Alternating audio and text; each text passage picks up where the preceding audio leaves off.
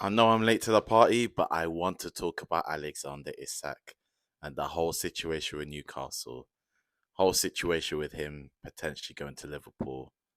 I know I've got a wooden spoon with a mic attached to it, but mind your business and let's get on to it. But before we get on with it, like, subscribe, comment, share, all of that, and let's get on with it. Alexander Isak. Alexander Isak.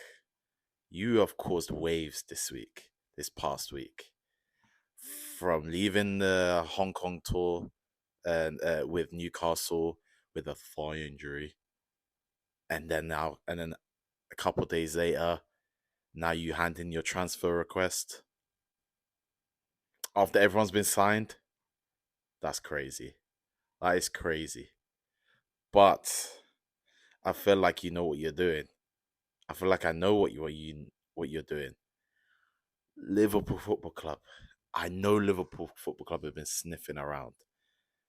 And the fact that they got Ekitike and I wouldn't even say potentially, they are going to get you.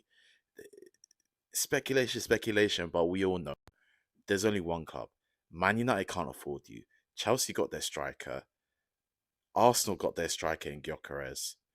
City or have had Haaland for the last couple of years, so they never needed a striker.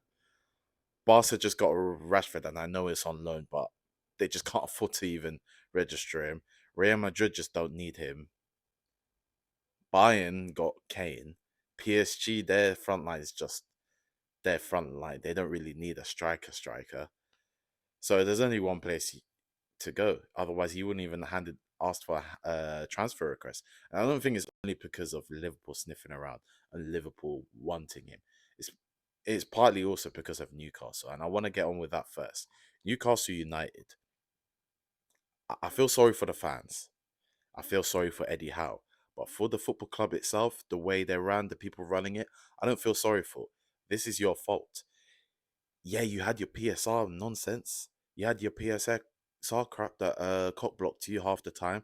But this summer, you, you had no you had your sporting director, Paul Mitchell. You had him. Yeah, he was crap. He was butting heads with Eddie Howe. But at the end of the day, you're the one who assigned him. You're the one who hired him in the first place. And then you fire him, and now he's gone. And now you, in the summer window, you have no sporting director. You have no direction on where you're going. It's just target this, target that. You had the goalkeeper, James Trafford. You were close to getting him, but you were being stingy with the money. You didn't want to pay the money, and then guess what? Man City swooped in with this clause that they have where whoever bids for Trafford, Man City have to match that. Otherwise, they're gonna lose. They're not gonna get him, and they got so lucky that Newcastle lowballed it so low that they had to, which was 40 million. It got rejected by Burnley. But because that was the bid, 40 million, Man City in their clause can match that. And now they got Trafford on a cheap, on a piss cheap. And now now gonna be their next starting goalkeeper to take over from Edison. Crazy. Because Man City probably expecting, oh, he's gonna go for 60, 70 million, something like that, along the lines. Especially with this inflation, the football inflation prices. And then they saw that Newcastle did this low ball, even though Newcastle know that they have to match it, and they stupidly lowballed it, and then Man City quickly snapped him up, matched the price, and took him. And at the end of the day, not Old Trafford, James Trafford still had the choice to go. He didn't have to go to Man City. He could have said, "Nah, I don't want to go." At the end of the day, it's his choice if he agrees to it. He agreed to it, but he agreed to it because mainly Newcastle just not serious. They they were just lowballing. They weren't like desperate enough. They didn't look like they really wanted him. And I don't blame Trafford for going to Man City, mainly because Man City really want him. And also, there's now a pathway for him in the first team. He's not going to get full minutes this season. I think eventually he will. But at the start of the season, he'll probably be on the bench. And then Edison will do his usual dumb mistakes. Trafford will come in maybe halfway through the season. That's it. He cemented his place. Similar to the Joe Hart situation where he took over Che Given back in the day. But it just shows those these incompetencies by Newcastle in terms of recruitment shows the reason why Isak wants to leave. There's a reason why he did it this late, which is late in my opinion, but that's a whole nother thing. But it's the fact that he's gone he's given them a chance. He's given Newcastle United a chance to recruit to make this team good, Champions League ready. Not winning the Champions League, of course. He's not stupid. He's not expecting that. But a team that's ready to go far, and then for the next, and then it like basically building the foundations. So then the next year they can build it on that, then build it on that, then build it on that, and then eventually compete for the Champions League, compete for the Premier League, be that top team, be that rated team, that top six team. But there's no signs of doing that. They only got Alanga. They targeted players here and there, but it's been like half-assed, and then targeting players that are just like, don't get me wrong, Alanga's nice. He's a good player, but they need to start going for players that are like Isak level, even slightly just below Isak level, but like game winners. Like, why have they not gone for a guy like Eze? Why have they not gone for a playmaker that they need? Like Elliot. Elliot's not that level, but he's a playmaker that I believe he can get to that level. Not that Isak level, but just below that, where he can affect a team. He can play winning football and just make a difference in that team. Those difference makers. The fact that Isak sees United, who finished 15th place, who I'm also like United fans are still not happy with this transfer window, but we still got managed to get Embuemo and Cunha into the team, game winning players, game winning players. Other positions are still like, yeah, like midfield. It's completely screwed. It's a bit of a question mark. I know we need a midfielder that's a bit more all action, like a Baleba or Amadou Anana. But we got Mbemo, we got Cunha. They're winning players. They're players that no matter. Sorry, but my camera died. But as I was saying, Man United got Cunha. They got Embuemo. They're winning players. They're players that no matter the team they're in, if it's a crap team, they can drag them out of hell. They can drag them out of trouble with these winning goals. And Newcastle United, don't get me wrong, you man got a good foundation in your team. You got good basis in your team, but you need those winners. It can't just be Isak relied on.